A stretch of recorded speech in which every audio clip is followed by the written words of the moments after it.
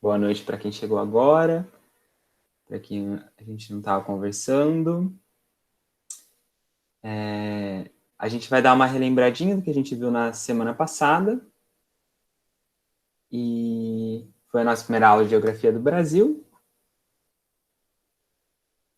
Deixa eu só abrir outra aba aqui. A gente falou um pouquinho sobre orientações, do Sol, a gente saber onde ele nasce, que ele nasce no leste, se põe no oeste. Com base nisso, a gente consegue determinar o norte-sul. Dá para se localizar também pela Lua, pelo Cruzeiro do Sul, pelos ventos, que é aí, né? Por bússolas. Falamos da rosa dos ventos, dos pontos colaterais e dos subcolaterais, ou intermédios. Falamos um pouquinho sobre a divisão política do Brasil, que são os estados, quantos estados são, a área do país. Vimos mapinhas, né? Se eu parar assim é porque eu vim permitir alguém, tá bom? Entra. Falamos da diferença de município e cidade, município e distrito e por aí vai. A gente falou um pouquinho da quantidade de habitantes aqui do Brasil, a gente falou da quantidade de municípios, falamos dos maiores estados, dos menores, falamos também sobre a criação de possíveis novos estados, só que isso flopou. E um pouquinho da divisão regional, que a gente divide as regiões em características sociais, culturais, físicas, econômicas parecidas, e essa é a nossa divisão atual, regional, falando um pouquinho de cada região.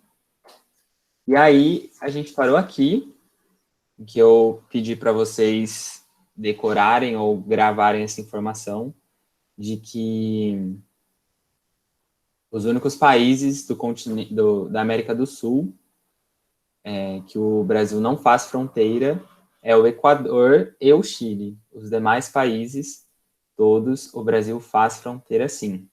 Esse é um dado importante para a gente gravar para o vestibular, que já caiu algumas vezes, inclusive. Aí a gente falou que a linha do Equador atravessa o país na região norte do Amazonas, o Trópico de Capricórnio corta o extremo sul do Mato Grosso do Sul. A gente vai ver isso ali na frente, então eu nem coloquei um mapinha aqui, porque vai ter lá na frente. Portanto, conclui-se que o Brasil situa-se quase inteiramente na zona tropical da Terra, e somente 8% do território nacional se localiza na zona subtropical. Cerca de 7% do hemisfério norte, no hemisfério norte e o restante no hemisfério sul. Então, 92% do Brasil se localiza na zona tropical. Por isso que a gente fala que somos um país tropical. Faz total sentido, né? Vocês estão ouvindo minha família falar aqui no fundo? Se sim, eu fecho a janela. Se estiver atrapalhando. As consequências da nossa situação geográfica. A existência no país... então tá bom. Isso faz com que exista no país vários tipos climáticos. Então, equatorial, tropical e subtropical. Por conta desses 8% que não fica em tal lugar, os 7% que fica no hemisfério norte. Isso possibilita a agricultura, o plantio dos mais diversos tipos de vegetais úteis ao ser humano. A localização quase total no hemisfério sul torna o clima mais ameno que nos países correspondentes do hemisfério norte. Então, isso é ótimo para a agricultura, tanto é que a gente é um dos maiores exportadores de produtos agrícolas do mundo.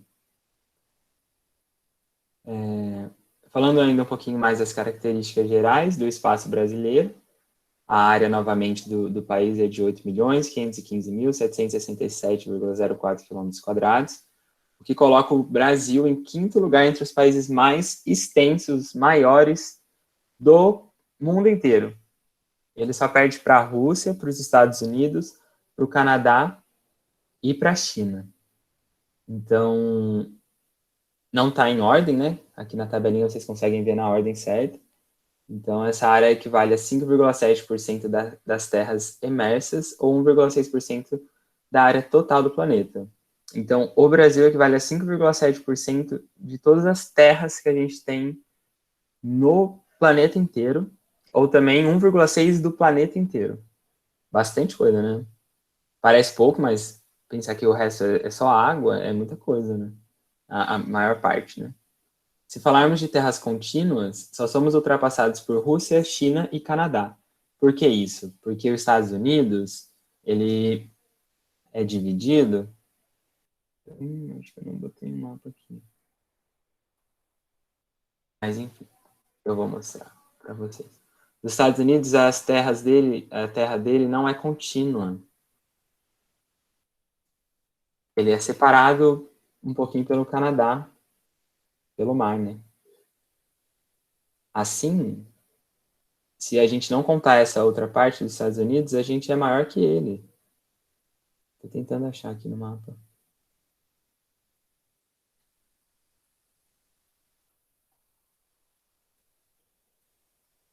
Aqui, achei. No caso é o Alasca, né? Que é essa partezinha.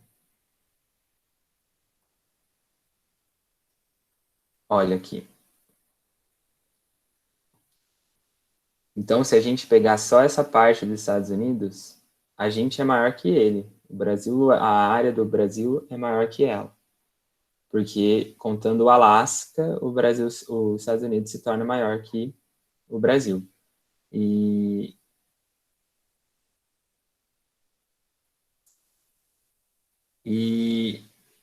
é isso. Só isso mesmo. Devia ter botado esse mapinha, né? Esqueci. Ai, parei de compartilhar tudo.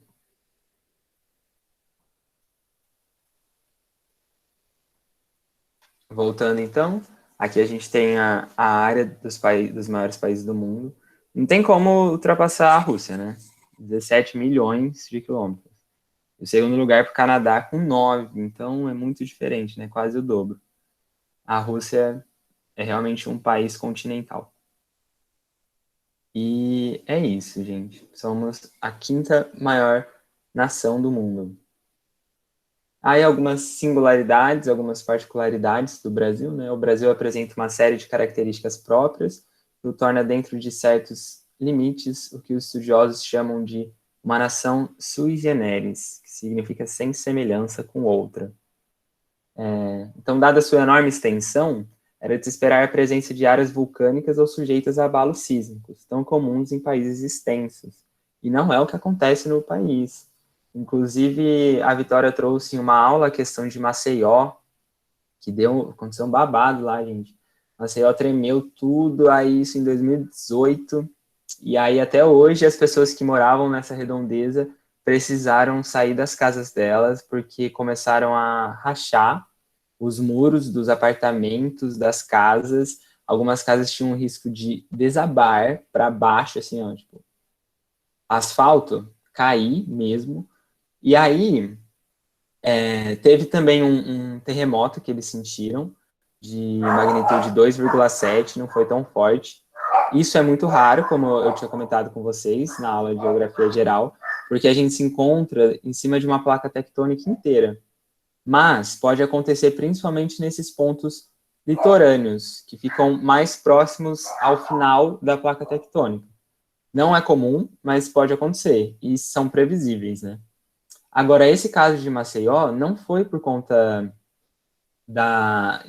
de uma causa natural, mas sim por uma empresa de minério que estava lá fazendo as escavações dela e retirando esse minério de uma forma não adequada como deveria ser feito. Não era para isso acontecendo, né?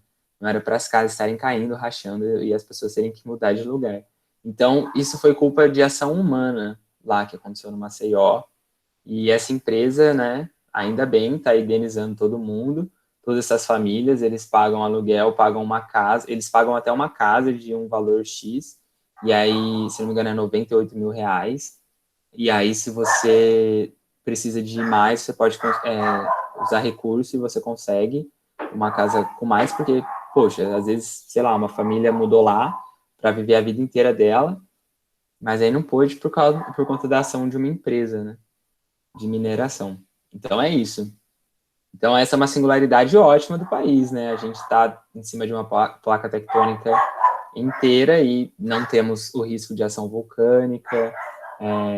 Os abalos sísmicos, eles são pouco prováveis, podem acontecer, mas não são frequentes ou tão devastadores quanto é comum em outros países, né? Praticamente toda a superfície territorial brasileira pode ser habitada, já que não existem desertos ou cadeias montanhosas. Somos o único país do globo atravessado simultaneamente pelo Equador e pelo Trópico de Capricórnio. Nenhum outro país é tão extenso a esse ponto aqui no hemisfério sul para ser ultrapassado por esses dois paralelos. Não existe nenhuma nação tão grande quanto a nossa que não apresente problemas de diversidade cultural, línguas, costumes e tradições. Problemas esses ausentes no Brasil. Ausentes principalmente se a gente for falar da língua, né? Porque aqui, tirando as tribos,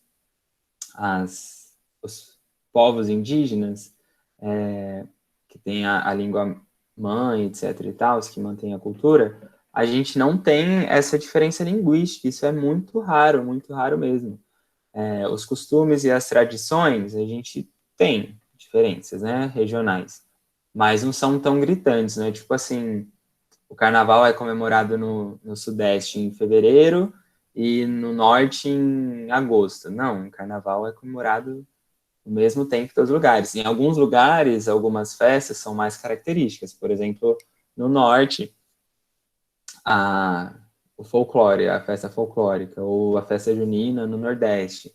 Mas mesmo assim é em todo o país, né? Acredito que todos vocês já dançaram na festa junina na escola. Saudades, ia estar sendo agora, né? Mas enfim, isso é bem raro uma nação não ter essas diferenças tão marcantes. Possuímos a mais extensa costa para o mais importante dos oceanos, o Atlântico. Então a gente tem a maior costa, maior parte de terra em contato com o mar, com o Oceano Atlântico de todos os países do planeta inteirinho. A gente é meio chique, né? Falando só dessas questões territoriais. Aí as vantagens e desvantagens da grande extensão territorial. As vantagens é que tem o maior campo de ação para a agricultura, graças à diversidade das zonas climáticas. Também a gente tem a vantagem das possibilidades de recursos vegetais, animais e minerais, que são muito variadas e amplas. Agora, as desvantagens, cria aos órgãos governamentais o problema das grandes distâncias vencidas por ferrovias e rodovias de elevado custo. Assim, por exemplo, uma viagem de Vitória a Porto Alegre tem uma distância aqui na Europa que valeria atravessar Portugal, Espanha, França, Bélgica, Holanda e Alemanha. Então, é muito bom a gente ter toda essa riqueza climática, como a gente viu, cultural, de a gente estar presente, a gente ser cortado pelo Equador, pelo Trópico de Capricórnio.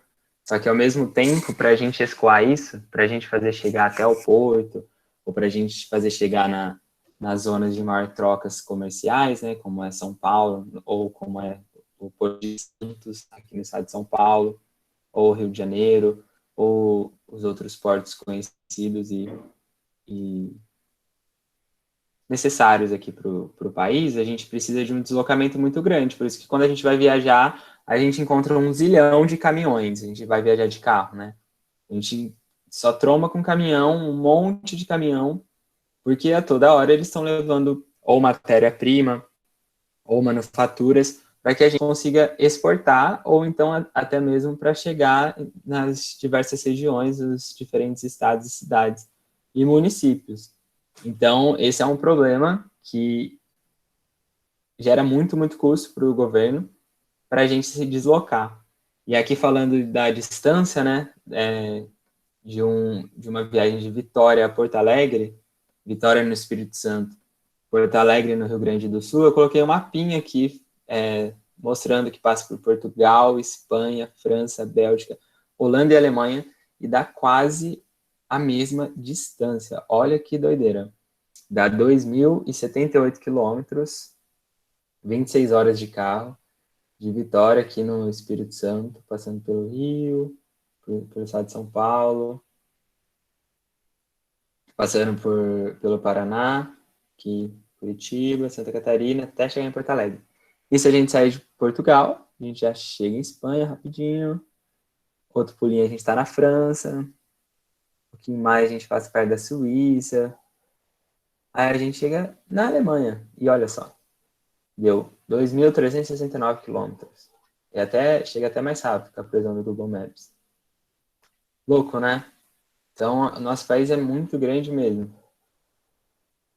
E a grande extensão territorial, ela pode vir a criar problemas de diferenciação social, política e econômica entre as diversas regiões do país.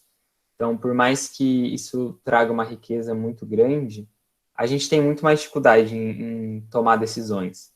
Porque para a gente criar uma lei que abranja todos os estados e regiões aqui, é muito mais complexo, porque cada região, cada estado, ela vai ter as suas particularidades. E às vezes essa particularidade é deixada de lado por uma lei específica. E aí a gente vai ter que sambar, né? Para conseguir atender todo mundo. Sambar no sentido de se virar. O que é super necessário, né? A gente atender as especificidades de cada lugar. Mas, enfim, vantagens e desvantagens aí, né? A vida é sobre isso. Falando um pouquinho de limites e pontos extremos do Brasil, o território brasileiro ele está em contato, ele limita-se com o Oceano Atlântico em 7.367 quilômetros de costa, e o restante com países vizinhos. Então, como a gente estava falando, a gente tem a maior costa litorânea com o Oceano Atlântico, que fica aqui, certo? A gente tem 7.367 quilômetros de costa. E aqui, fazendo fronteira com os outros países, a gente tem 15.719 quilômetros, totalizando 23.046 quilômetros e 86 quilômetros de extensão da sua linha divisória. Toda essa, contando com o oceano e com as terras. E aí, falando um pouquinho dos países que a gente faz fronteira, né? No norte a gente faz fronteira com a Guiana Francesa. Aqui tem a porcentagem dessa quilometragem dessa quilometragem quanto faz fronteira com tal país. Mas nada, nem precisa decorar, só curiosidade mesmo. Então, com a Guiana Francesa aqui é pouquinho, com o Suriname um pouquinho também, com a República da Guiana é um pouquinho maior, ou só Guiana, e com a Venezuela mais ainda. No noroeste a gente tem com a Colômbia, a gente também tem com o Peru, no oeste, a gente tem a Bolívia, a gente tem o Paraguai no sudoeste, a gente tem a Argentina, não é pouquinho aqui também, e por último a gente tem o Uruguai, aqui no sul.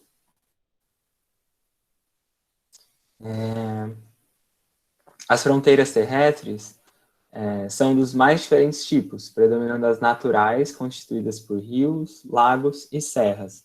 Eu acho que vocês já viram aquela foto que dá para aqui no Amazonas, que uma parte é Brasil, outra parte é Colômbia, outra parte é Peru. Tem uma foto num rio assim, aí tem um rio, e aí só escrito, aqui é Colômbia, aqui é Peru, aqui é Brasil. E não tem nenhuma divisão, né? Tipo, que coloque uma parede, por aí vai. Isso é muito legal, né? Pensar que os limites entre nações e entre estados, às vezes, é só no mapa mesmo que tá certinho, né? Tem para quem é daqui de São Carlos, se vocês estiverem vindo, sei lá, de Jaú, a hora que a gente tem que decidir para ir para Araraquara ou para São Carlos, a gente passa por um lugar que chama Obelisco, o Obelisco do estado de São Paulo, que é onde determina bem o ponto central do estado de São Paulo. Então, o centro do estado de São Paulo ele é marcado por esse obelisco. É bem legal, gente. Se vocês repararem, em alguns lugares tem essas marcações. Além de na pista, toda vez que a gente estiver andando de carro na pista, a gente sempre consegue ver o limite entre os municípios. Tem uma plaquinha que fala, ó, você está entrando em tal cidade e aqui você está deixando a outra cidade. que, na verdade, é muito difícil delimitar, bonitinho, fazer um risco, assim, mas quando for comprar terra, sei lá, uma pessoa vai vender uma terra que está entre os dois, aí precisa de uma atenção maior, mas caso contrário, tipo esse do rio que divide os países, quando são naturais, né, que são rios, lagos, essas coisas, não dá para separar os países perfeitamente como está aqui no mapa, esse risquinho exato.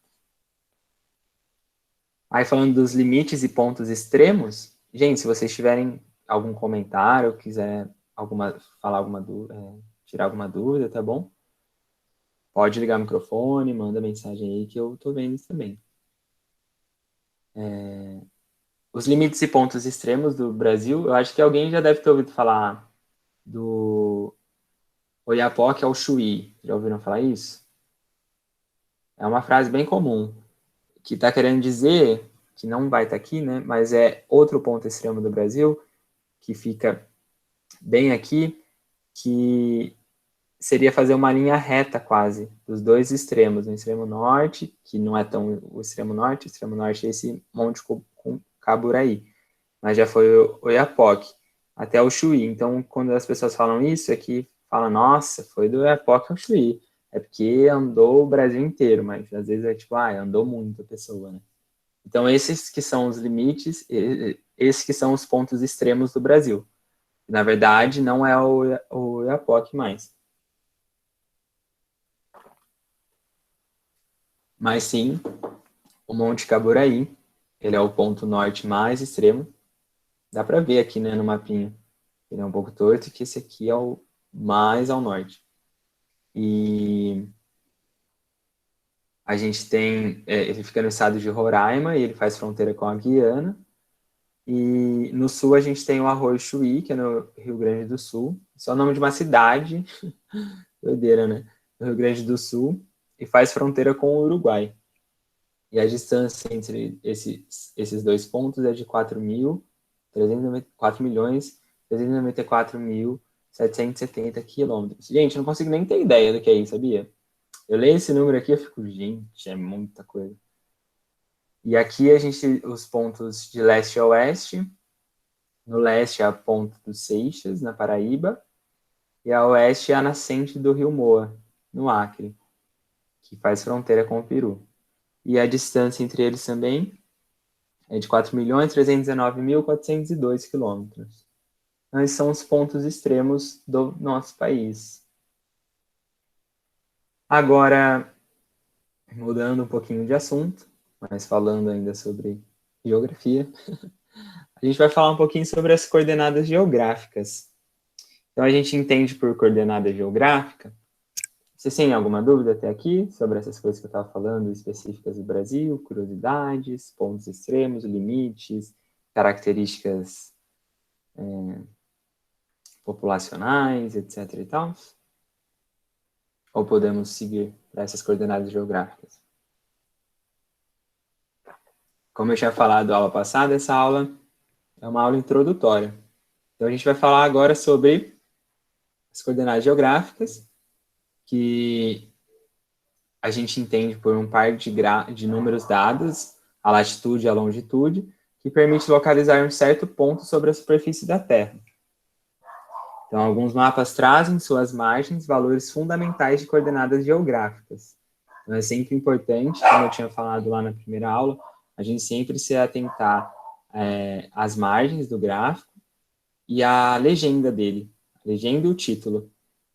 Na legenda, que geralmente fica lá embaixo, a gente tem a proporção desse mapa, então quantos centímetros equivale a quantos quilômetros, além de especificar as cores de cada cor que está falando, e a gente tem também a latitude e a longitude de onde a gente está falando, que é importante também para quando a gente quer, sei lá, ver no mapa esse lugar, entende? No mapa de verdade. A gente consegue, por meio da latitude e da longitude, localizar um lugar especificamente específico no globo. Tanto é que eu tenho algumas pessoas conhecidas que elas tatuam a latitude e longitude. Eu tenho uma amiga que ela tem tatuado a latitude e a longitude, a coordenada geográfica da casa da avó dela. É super fofo. Ela e os outros netos fizeram. E se você colocar no Google ou procurar em um mapa, que é muito mais difícil, vai dar exatamente na casa da avó dela. Bem legal isso, né? E aí, alguns mapas eles trazem suas margens, valores fundamentais de coordenadas geográficas. E para que as coordenadas sejam identificadas no globo, sobre ele é instalado, tá faltando um S ali, uma rede de referência formada pelo equador, meridianos e paralelos, que é o que a gente vai ver agora. Então, aqui está a linha do equador, que a gente tanto fala, né? Ele é o círculo máximo perpendicular ao eixo de rotação da Terra, que o eixo de rotação da Terra é aqui, por isso que é perpendicular. Eles formam um X, XY, igual na matemática, que divide em dois hemisférios a Terra. Hemisfério norte, que é o que a gente tanto fala, e o hemisfério sul. Então, o Brasil, ele se localiza em 92% no hemisfério sul.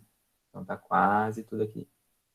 Nos mapas, o Equador ele é representado por uma linha cheia, diferente que está aqui tracejada, que era só para destacar, geralmente no centro, horizontal, a qual é associado o número 0, 0 grau, pois é considerado o início da contagem das latitudes. Então, a latitude é essa setinha aqui, esse risquinho paralelo ao Equador. Como que eu faço para gravar qual é a latitude e qual é a longitude? Bom, gente, vocês conhecem a famosa rainha do Brasil, chamada também de Valesca Popozuda, né? Vocês já ouviram aquela música Late, Late, Late que eu tô passando, vai. Então, a hora que a coreografia dessa música era assim, ó, Late, Late. Aí Late que eu tô passando, você dava um passinho para trás e para frente. É isso. Vai falar de latitude, você joga a cabecinha pro lado, você lembra que é na horizontal. Então, a latitude é essa linha que fica na horizontal.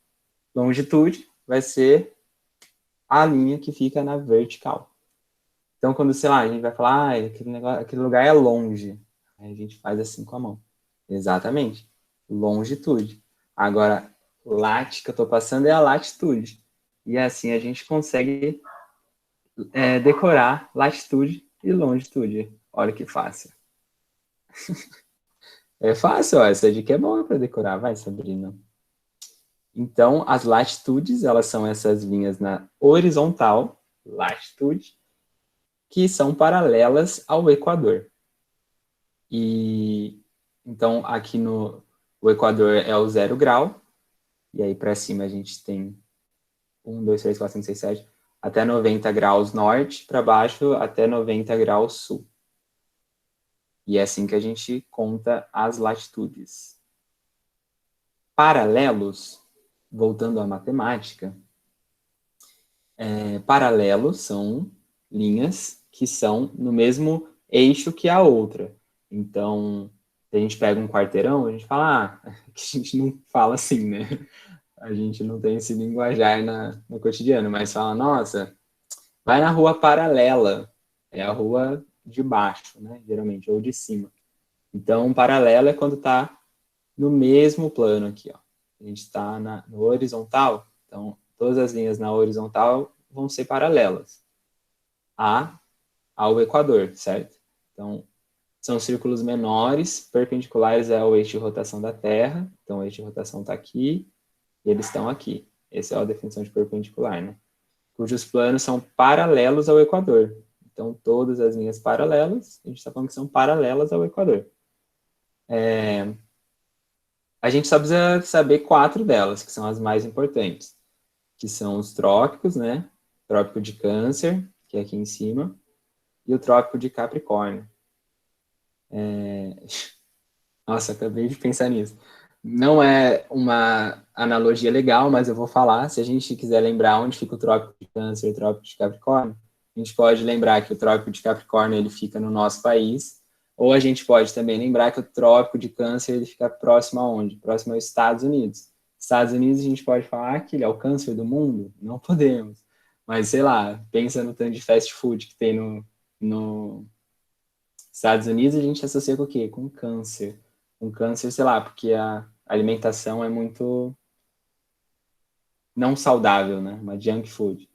Então é isso, dá para decorar dessa forma também. Trópico de Câncer. Industrializada. Pode falar industrializado também. Fica à vontade. Mas só sabendo que o Trópico de Câncer fica no hemisfério norte e o Trópico de Capricórnio no hemisfério sul, show. Decorem da forma que vocês quiserem.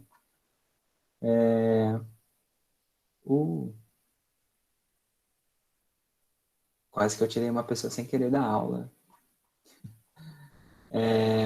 Não, ela pediu para participar, daí eu aceitei. Ah, então tá bom. A minha aula vai até 19h40 ou 19h50? 19h40, mas tudo bem se você quiser usar mais uns 10 minutinhos. Eu acho que semana passada foi até 19h50, né? Não, mas não tem problema. Eu não sei quanto tempo vai demorar a minha, mas qualquer coisa eu dou uma corridinha. Pode usar mais 10 minutinhos, tá de boa. Não, sem problema. Nossa, gente, ó, doideira. Achei que a gente ia até 19h50. Olha eu fazendo igual fizeram comigo na aula, né? A gente se perde no horário mesmo. Bom, gente, chegamos até aqui então nessa aula. Decore então a latitude, que aí você late que eu estou passando, e a longitude, que é na vertical, e o trópico de Câncer. Não precisa decorar, gente. Decorar é modo de falar, né? Se vocês entenderem e estiverem gostando, acaba compreendendo automaticamente, né? Então, o Trópico de Câncer, hemisfério sul, Círculo Polar Ártico, no hemisfério norte, desculpa. Círculo Polar Ártico no hemisfério norte também. Trópico de Capricórnio no hemisfério sul, Círculo Polar Antártico no hemisfério sul. Esse Ártico e Antártico é um pouco mais difícil, né? Não tem um macetinho. Mas é isso. Nas próximas aulas a gente vai falar sobre os meridianos, que são importantes para a gente determinar a longitude. E é isso. Você não pode agradeço... falar que o Círculo Polar Antártico fica perto da Antártica e daí fica no sul? Pode ser também. Pensei nisso. É uma boa. É isso. Adorei o Câncer perto dos Estados Unidos. Não acho politicamente correto, então. Mas... Não é. Mas é um jeito de sobre entender, decorar, né? Com certeza. E é isso então, gente. Obrigado pela presença de vocês. Mais uma vez, pelo papo. A gente bateu aqui no começo da aula. Sextem em casa. Sextou em casa, tá bom, gente? Não saiam, pelo amor de Deus, não aglomerem. A vacina está chegando. Aproveitem as próximas aulas. Um bom final de semana, descansem, estudem um pouquinho. E eu vou lançar lá a aula para vocês com o formulário que eu tinha conversado com vocês na terça, tá bom? Espero que vocês tenham gostado da aula. Bom final de semana para vocês. Fiquem bem. Boa aula, professor, agora. Bom final de semana para você também. Obrigado por se disponibilizar a dar mais uns minutinhos para mim, viu? Desculpa, eu estava achando que era até 7h50.